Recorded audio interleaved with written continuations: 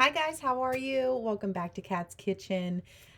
Today we're going to be canning apple pie filling, and then later on we're actually going to make some apple jam off of the peels and the cores that we're going to be getting from the apples. So stay tuned. We're going to jump right into it, but please, if you wouldn't mind subscribing, liking, sharing these videos just to help other people, with their canning processes. And also, if you'd like to be notified whenever I do put out a new video, just hit that little bell icon and that'll make sure that you get a little message whenever I post a new video. So here we're going to jump right into our apples. Today I'm working with two different types of apples from my local farm. The first one is Cortland and the other one is Jonna Gold. So we have a little bit of a mixture here. I'll show you what these apples look like. Real nice. I asked them specifically what they had that would be nice for pie filling. So what we're doing is I'm just peeling these. I'm going to peel these up. I'm going to move our camera over a little bit for you. Okay, so I'm peeling these right into my clean sink where I'm going to catch obviously all the peels and the cores, and then we're going to boil those down later for our jam that we're going to make. And I'm just using a regular peeler. If you happen to have one of those little gadgets where you can peel, core, and slice all at the same time that goes right on the counter, by all means, use that. I don't happen to have one, so I'm just doing everything by hand, but it really doesn't take long. I just have a half a bushel to work with today, so that's 1 box of apples. We don't eat a lot of sweets too much, but every once in a while it is nice to make a little either apple or pumpkin pie. So I like to have something on the shelf, especially because it is the season for it right now, and it's probably the last thing that I'm going to be getting from the farm for this season as far as canning is concerned. So I'm just going to show you one more apple here. I like to peel the bottom, and then I go around, peel the top, if you are doing it by hand anyway. Just tends to make it a little faster. And then I just kind of connect the two by peeling right down the side. And then I just finish the apple like that. Now these apples are supposed to be a little sweet and a little tart, so a little bit of mixture of both for your pie. Whenever I was researching on YouTube about what other people were using for their pie fillings, and they said if you can get a mixture of maybe even a couple of apples for your pie filling, that'll just give it more flavor. So that's why we've selected 2 today. And then I just give them a little rinse, and then we're just going to cut around the core. Just turn it upside down, hold it nice and taut.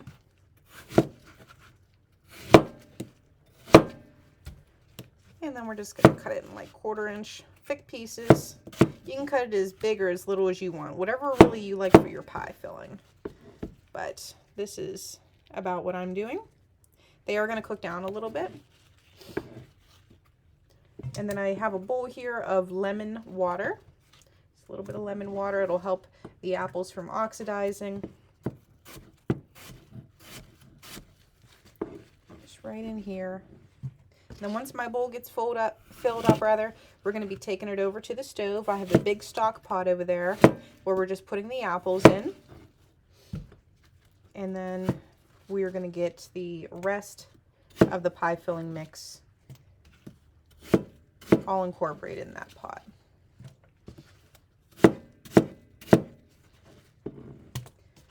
So what I'm going to do is I'm going to finish these apples. I only have a little bit left in the sink. And then I'm going to bring you over to our stock pot on the stove, and we will finish out the recipe.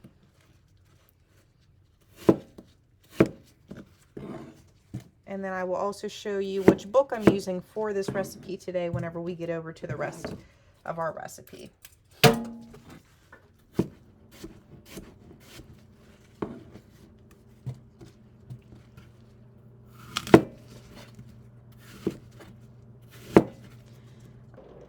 Alright guys, so our apples are all peeled and cored, and I have them in 2 big saucepans right behind me on the stove. I'm going to take you over to them just momentarily. I'm going to show you our recipe now. So the recipe, I'm using this book here. It's a great book. I am on page 128 for making pie filling, and I'm obviously on apples. That's the first one. It says once you have your apples in the pan with your sugar, so for every 6 cups you're going to have a half a cup of sugar, and then you're going to let them come to a boil, and then you're going to reduce the heat to a simmer, uncover for 5 minutes, stirring often, and then remove from heat and add your flavorings. Your flavorings that they recommend are lemon juice, ground cinnamon, and ground nutmeg. And obviously, depending on how many batches you're having, you're going to have to multiply that, because we have quite several batches here. This recipe doesn't call for apple juice, but a lot of the other ones that I looked up does, so I am going to add on some apple juice here just to help it along with boiling. Some of them call for just water or even a little bit of cider. But like I said, we're just going to use some apple juice because that's what we have here. And I'm just going to pour a little bit in each one. Obviously, the apple juice gives it a lot more flavor than just water would. And then we're just going to give these a little stir. And I can already see they're starting to break down. I'll bring you guys over here so you can see.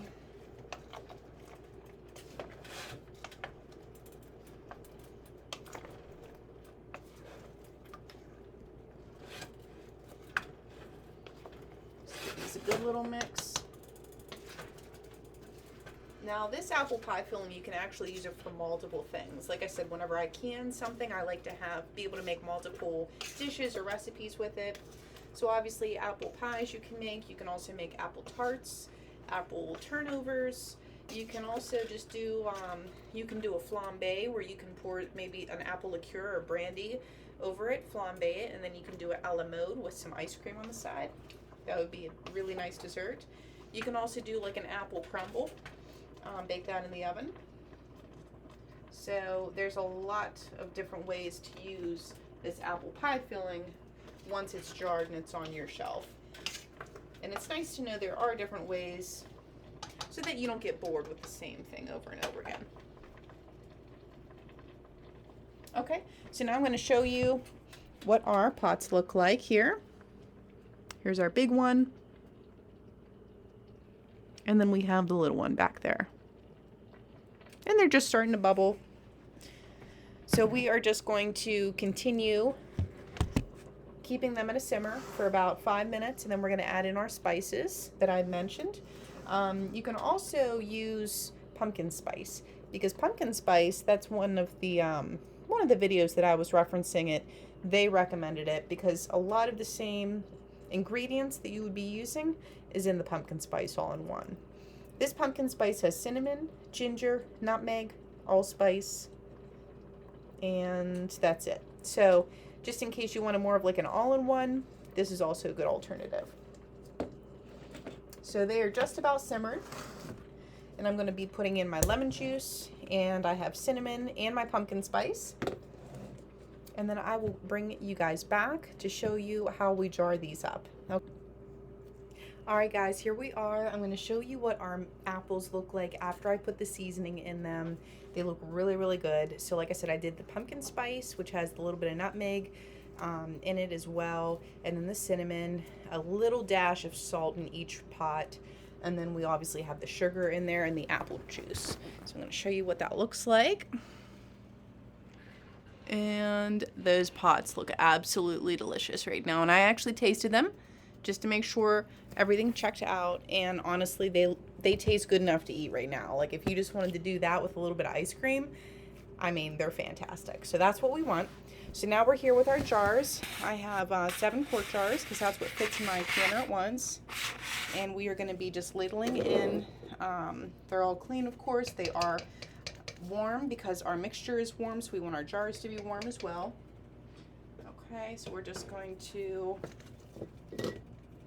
and once again, the lemon juice is also in here too, so that's what we need for the preservation of this apple pie filling.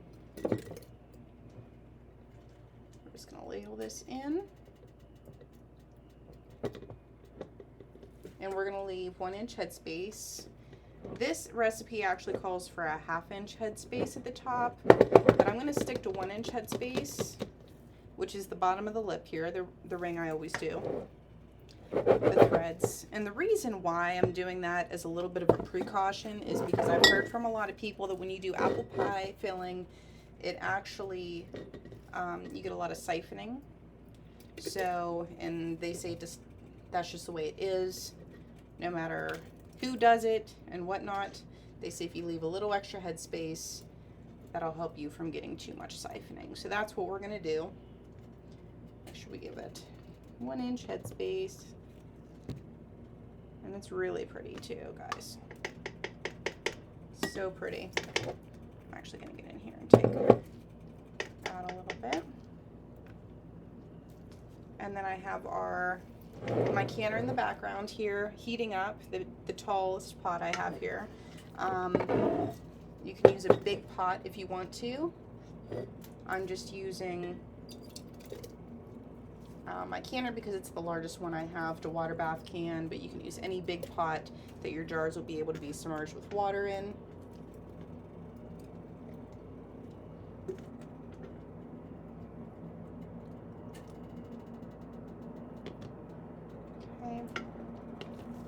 Just moving right along here.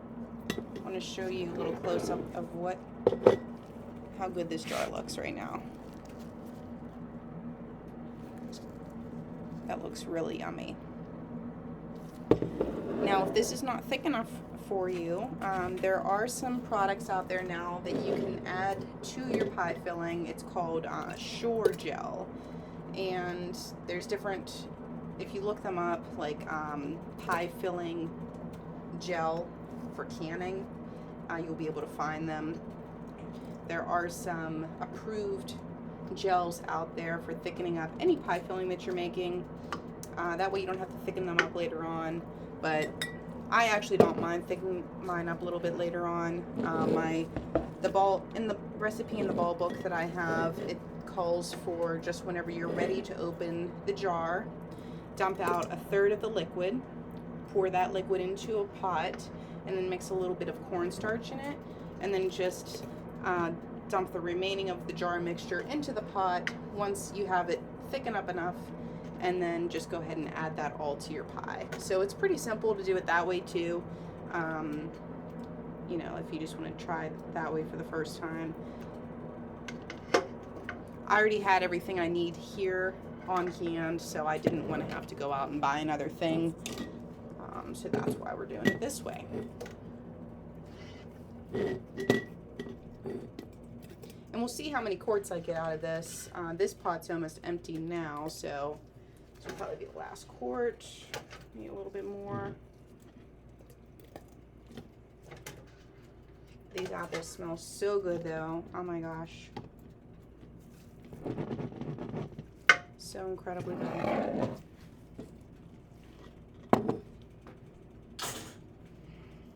And this is our 7th one for this load. Alrighty, so now I've got my vinegar here. I'm just going to clean all of my rims. And this is a good time to just double check your rims just to make sure there's no little chips or defects in them. Just go around the tops of them all. I like to go around the threads too, just to clean them up.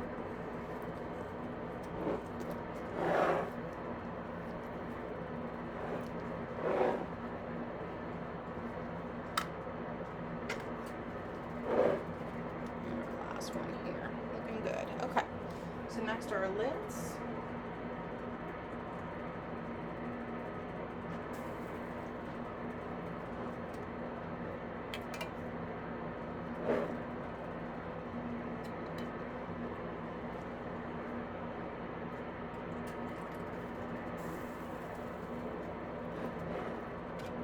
I know some people may say, well, why don't you freeze your apples and make apple pie filling. You can definitely do that too if you have the freezer space.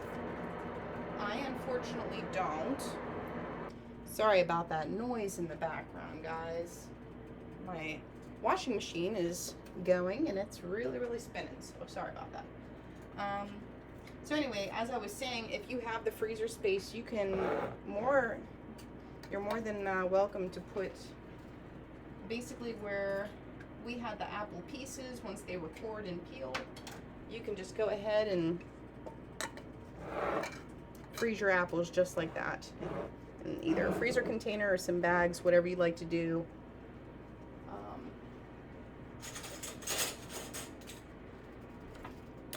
And we'll just put our lids and rings on here, and then we're just going to put them right into our water bath canner. And then these are going to cook for 30 minutes. You have to adjust the timing, the cook time on your altitude as well. So once these are cooked and I take them out, I'll bring you guys back so that you can see the finished product. Looks really, really good. It came out really nice. So we have 7 quarts here, and we have 3 more quarts in our canner. So it'll be 10 total. And I think that's a really good amount for a half a bushel of apples. So thank you so much, guys, for watching. Please like, share, and subscribe. And if you want to be notified whenever I upload my videos, hit that little notification bell. And I will see you in our next video. Thank you.